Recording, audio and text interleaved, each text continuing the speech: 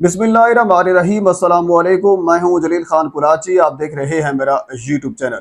जावेद भट्ट कत्ल केस के बाद उसके बाद फिर गोगी भट्ट की पुरस्रार गिरफ्तारी के पीछे छुपे राज, और उसके बाद फिर शूटर अजहर की गिरफ्तारी, और उसके बाद फिर उनके तहलकखेज इंकशाफात के बाद मुख्तलिफ लोगों की गिरफ्तारियां हो रही हैं। पुलिस ज़राए क्या कहते हैं, क्योंकि पुलिस का अभी तक किसी हवाले से भी कोई भी ऑफिशियल पैगाम नहीं आया, लेकिन कुछ ज़राए कुछ चीज़ें बताई हैं, वो आपके सामने रखनी है। शूटर अजहर के गिरफ्तार होने के बाद एक खातून को गिरफ्तार किया गया, और उस खातून के बाद फिर एक मर्द को गिरफ्तार किया गया। ये दो बंदे गिरफ्तार हुए हैं जिनका इस शूटर अजहर से ताल्लुक है, और क्या ताल्लुक है। और इसके साथ बेसिकली आपको याद होगा, जब शुरू में जेआईटी बनाई गई थी तो उस जेआईटी के अंदर एक टीम, जो चौथी टीम थी, जिसके अंदर मुख्तलिफ इदारे शामिल थे, आईबी भी शामिल थी, बाकी मुख्तलिफ इदारे भी शामिल थे। उस चौथी टीम का काम जियो फेंसिंग करना था, लेबॉर्ट्री करना था, सीसीटीवी कैमरों की फुटेज निकालना था। ये सारा काम उन्हीं के जिम्मे था। तो आपको मैं बारहा मुख्तलिफ वीडियोस के अंदर ये बता चुका हूँ कि 100 से ज्यादा कैमरों की फुटेज निकाली गई, जो कि लोकल कैमरे हैं। सरकारी सतह के ऊपर कैमरे बंद किए गए थे या करवाए गए थे। इसके ऊपर भी पुलिस तफ्तीश कर रही है। मेरे ख्याल में पुलिस के पास इसके शवाहिद मौजूद हैं कि वो कैमरे क्यों बंद थे। अगर वो कैमरे बंद वैसे थे तो उसके बाद फिर शूटर्स को किसने बताया कि फलां फलां वाले जगह के ऊपर जो कैमरे हैं वो बंद हैं, ताकि उस जगह के ऊपर अटैक किया जा सके, और उसके बाद फिर सेफ मूड लेकर वहां से निकला भी जा चुके। पर 100 से ज्यादा कैमरों की फुटेज ये बार हम आपको बता चुका हूं वो ली गई थी। और उसके बाद फिर जियो फेंसिंग का जो एक प्रोसेस था उसको आगाज किया गया, उसको मुकम्मल कर लिया गया। यानी वहां के जो मोबाइल उस जगह के ऊपर जाए वकुआ के ऊपर जो एक्टिव थे, उनके नंबर्स निकाले गए, उनका डेटा निकाला गया, और तमाम तर जो कड़ियां हैं वो आपस में मिलाई गई। जो शूटर गिरफ्तार हुआ था उसका नाम था अजहर। अजहर का ताल्लुक जो बेसिकली वो संत नगर है वहां से बताया जा रहा है। अब वो जहरी सी बात है, एक किरायादार था, वहां पे भी रहता होगा, किसी और जगह पे भी रहता होगा।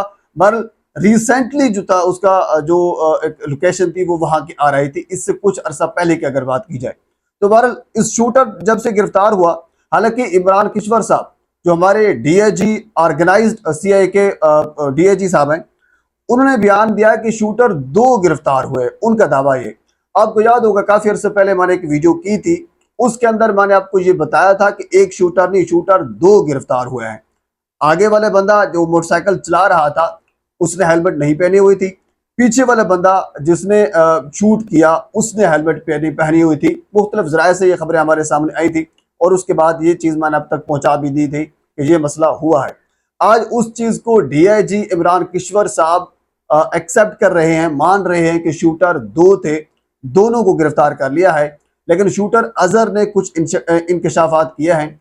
हालांकि पुलिस अभी तक ऑफिशियली तौर पर किसी चीज को एक्सेप्ट नहीं कर रही, और ना ही कोई चीज मान रही है।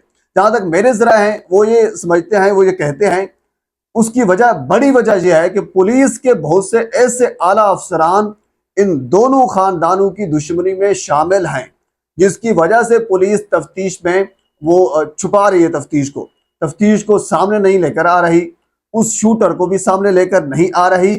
उसकी वजह यह है कि अब सुलह की अगर तरफ हम जाएं तो सुलह न होने के पीछे भी बहुत से हमारे पुलिस अफसरान हैं जो इस चीज में मुलव्वस हैं। बहरहाल ये बात थोड़ी सी लंबी हो जाएगी अगर हम इस चीज के ऊपर जाएं। तो बहरहाल जब शूटर अदर गिरफ्तार हुए तो उन्होंने उनकी जियो फेंसिंग की गई कि कौन बंदा इसके राब्ते में था। उसमें से एक खातून उसके राब्ते में दिखाई दी गई जो बारहा उनको काले करती रही, और उसके बाद फिर उस खातून तक पहुंचा गया। उस खातून के शोहर को गिरफ्तार किया गया ताकि वहां से कुछ इन्वेस्टिगेट किया जा सके, कुछ जो कड़ियां हैं वो मिलाई जा सके, क्योंकि इस शूटर के बयान के ऊपर अब खड़ी है इन दोनों खानदानों की दुश्मनी का मुस्तकबिल। उसकी वजह यह है कि अगर शूटर ने बयान दे दिया, जिस तरह तीफी भट्ट साहब ने यह कहा था कि मुलजिम कैसर भट्ट साहब और अमीर फतेह हैं, अगर शूटर का बयान यही आता है तो समझो फिर मामला खराब हो जाएगा। अगर शूटर का बयान ये नहीं आता कि कैसर भट्ट साहब ने मुझे नहीं भेजा था, अमीर फतेह ने या इन लोगों ने हमें पिस्टल वगैरह लेकर नहीं दी गई, तो फिर मामला उसमें कुछ हद तक सुलझ भी सकता है। लेकिन अभी तक मामला गड़बड़ है, पुलिस इस चीज को छुपा रही है। शूटर के अभी तक बयान को किसी हद तक भी 1% भी سامنے نہیں لایا گیا۔ لیکن صرف جیو فینسنگ کے دوران جو چیزیں سامنے آئی ہیں ان میں سے سب سے پہلے نمبر پر ایک خاتون آئی ہے جو بار بار اس شوٹر اظہر سے رابطہ کر رہی تھی۔ جب تحقیق کی گئی، جب اس خاتون کو پکڑا گیا، جب ریڈ کیا گیا، جہاں تک میرے کچھ دوست ہیں، جب میں نے ان سے پوچھا ہے اس علاقے کے، وہ کہتے ہیں کہ صبح کوئی 4 سے 5 بجے کا ٹائم تھا۔ اس دوران پولیس کی 5-6 گاڑیاں اس خاتون کے گھر پر آئیں اور اس خاتون کو گرفتار کیا اور اس کے بعد پھر اس کے ہسبینڈ کو گرفتار کیا۔ بیسیکلی مسئلہ یہ تھا کہ اس خاتون کا اس واقعے سے کوئی تعلق ہی نہیں ہے۔ وہ خاتون ایک سکول ٹیچر ہے اور اس سکول کے اندر شوٹر اظہر کے بچے پڑھتے تھے اور بچوں کی پچھلے 4 ماہ کی فیس شوٹر اظہر نے ادا نہیں کی تھی، جس کی وجہ سے وہ خاتون اس اظہر نامی شخص کو بار بار فون کرتی رہی اور وہ مطالبہ کرتی رہی اپنی فیس کا۔ تو اس وجہ سے ان کی کالیں سب سے زیادہ اس کو آئی ہوئی تھی۔ تو جب خاتون کو گرفتار کیا گیا تو اس کے بعد پھر اس کے ہسبینڈ کو بھی گرفتار کیا گیا، لیکن ابھی تک یہ تحقیق یہ پتا چلا ہے کہ ان دونوں کا اس واقعے سے کوئی تعلق نہیں ہے۔ اچھا، یہ جو پولیس کے بیان کے اوپر جو باقی انویسٹیگیٹ ہو رہا ہے وہ نہیں ہے، یہ بیسیکلی جو جیو فینسنگ کی گئی ہے اس بنیاد کے اوپر کچھ انویسٹیگیٹ ہو رہا ہے، کچھ لوگوں کو گرفتار کیا جا رہا ہے اور ابھی مزید گرفتاریاں ہی ہونا باقی ہے۔ لیکن جہاں تک میرے ذرائع مجھے کنفرم کر رہے ہیں، کیونکہ ابھی تک ہم یہ دیکھ رہے تھے کہ ہو سکتا ہے کہ ان دونوں خاندانوں کے درمیان صلح ہو جائے۔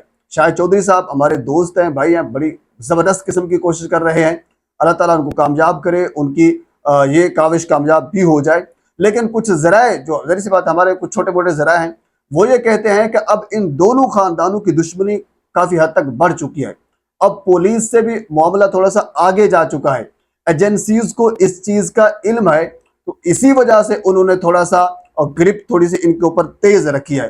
پولیس اس وقت کام کر رہی ہے، بلکہ سی سی پی او صاحب کی جانب سے اسٹرکٹلی طور پر سخت طریقے سے ایک آرڈر جاری کیا گیا ہے کہ چھوٹے سے چھوٹے افسر تک بھی یہ آرڈر پہنچنا چاہیے کہ کوئی بھی بندہ ان دونوں گروپوں میں سے کسی کے ساتھ اگر تعاون کرتا ہوا پایا گیا تو اس کے خلاف محکمانہ کارروائی بھی ہوگی۔ نہ صرف کارروائی ہوگی بلکہ اس کو معطل کیا جائے گا اور اس کی فائل کے اوپر دوبارہ بحال نہ ہونے کا نوٹیفیکیشن بھی ہوگا۔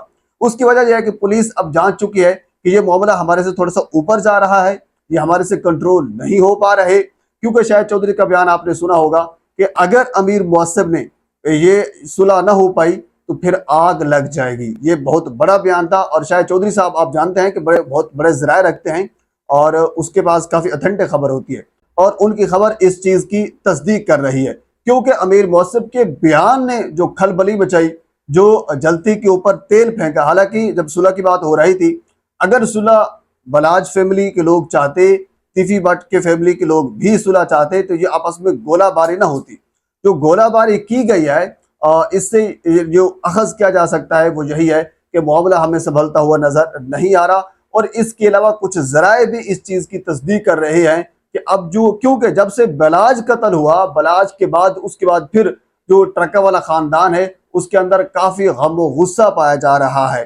اس کے بعد پھر جوید بٹ قتل ہوا، اس سے پہلے احسن شاہ قتل ہوا، تو اب یہ معاملہ جو ہے ایک مرتبہ پھر سر اٹھا رہا ہے، اور اللہ نہ کرے آنے والے کچھ دنوں میں کچھ بڑا حادثہ بھی ہو سکتا ہے، پر خدا اس ہمیں حادثے سے معاف کرے۔ ہم میڈیا پرسن ہیں، ہماری ذمہ داری ہوتی ہے کہ اس قسم کی جو چھوٹی موٹی خبریں ہیں یا کوئی چھوٹی موٹی اطلاع ہوتی ہے وہ ہم آپ کو دے دیتے ہیں، لیکن پھر ہم آپ کے ساتھ یہ کہتے ہیں کہ اللہ نہ کرے اللہ ہمارے ملک کو، لاہور کو اور باقی پورے پاکستان کو اپنے حفظ و امان میں رکھے۔ بہرحال اس حوالے سے مزید جو کچھ میرے تک پہنچتا ہے میں بر وقت آپ تک پہنچانے کی کوشش کروں گا۔ ایک مرتبہ آپ سے گزارش ہے میرے چینل کو سبسکرائب کر دیں تاکہ آنے والی ہر انفارمیٹیو ویڈیو آپ تک پہنچ سکے۔ اللہ حافظ۔